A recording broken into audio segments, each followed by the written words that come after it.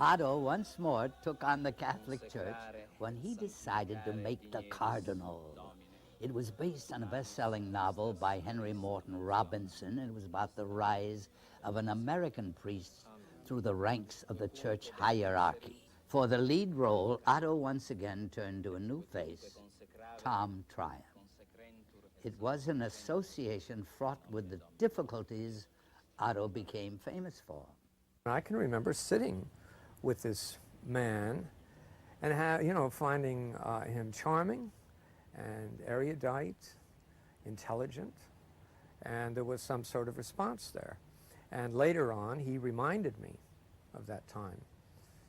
And then when the whole business of the Cardinal came up, and I was testing for it, everybody said, "Oh, Tryon, you're really in the soup now. You're going to regret this." And it was a very coveted part. Every actor in town wanted it. I said, "No, you don't understand." I said, "I have a rapport with Otto, and we're going to get on just fine."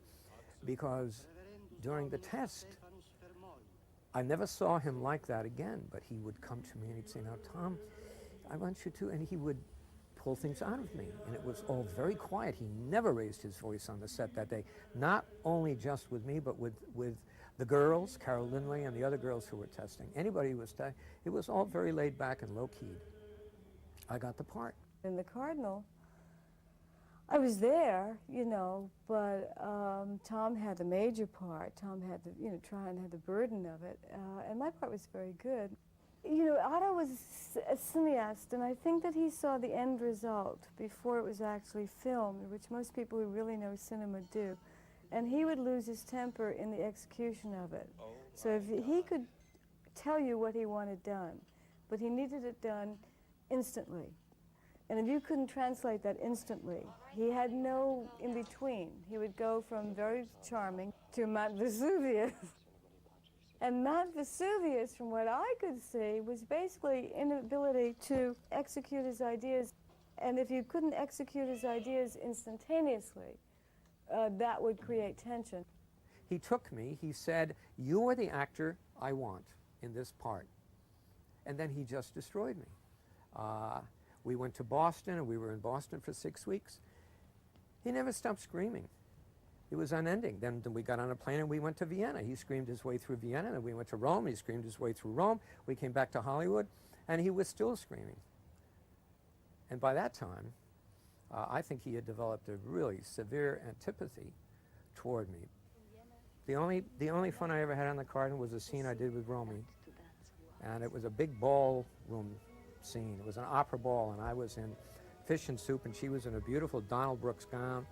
And he called us over to the camera, and he was standing there. He said, "Now, in this scene, I want you should..." And he looked at us, and he said, "You know what to do." So we went in, we danced, and we talked, and we had a ball. It was terrific. And you can see the difference in the scene.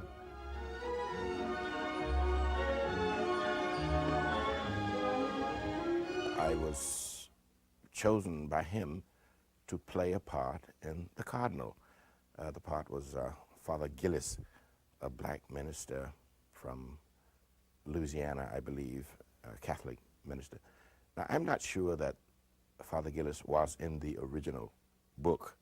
I think this is one of the contributions that Otto made to the work, and Otto was famous for making contributions when he thought it was necessary. But I certainly knew the stories, of this explosive man, this violent, volcanic man with a tremendous temper who had such an effect on actors in particular, sometimes a deleterious effect. So I knew very well from his reputation that this was going to be one of the more interesting incidents in my life.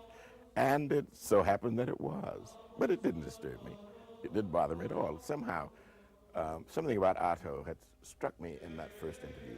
And there's something about him that's immensely likable. And I knew that this was a man that I liked. And we had a marvelous relationship.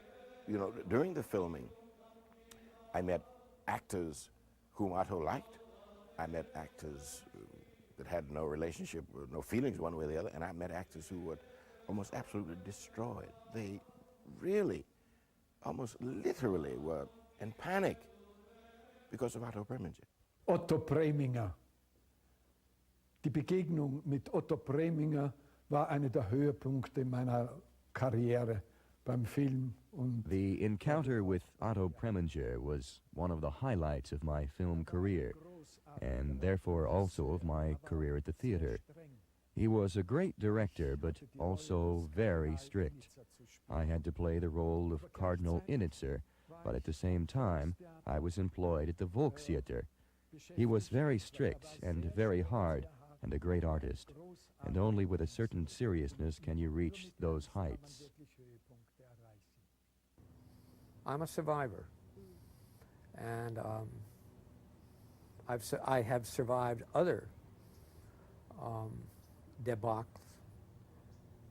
but the worst in my life was Otto Preminger. And, you know, if I had been some arrogant bastard and misbehaving on a set and needed chastisement, that would have been one thing. But I'm a very agreeable guy, and I don't make waves, and I never did.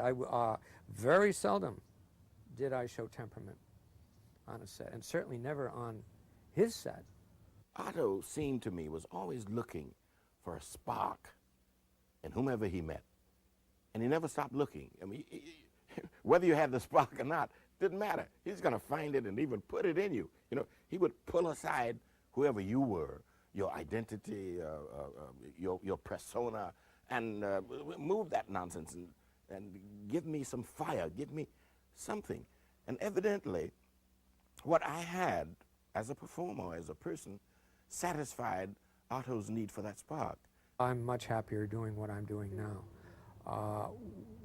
What I do today, relatively few people can do.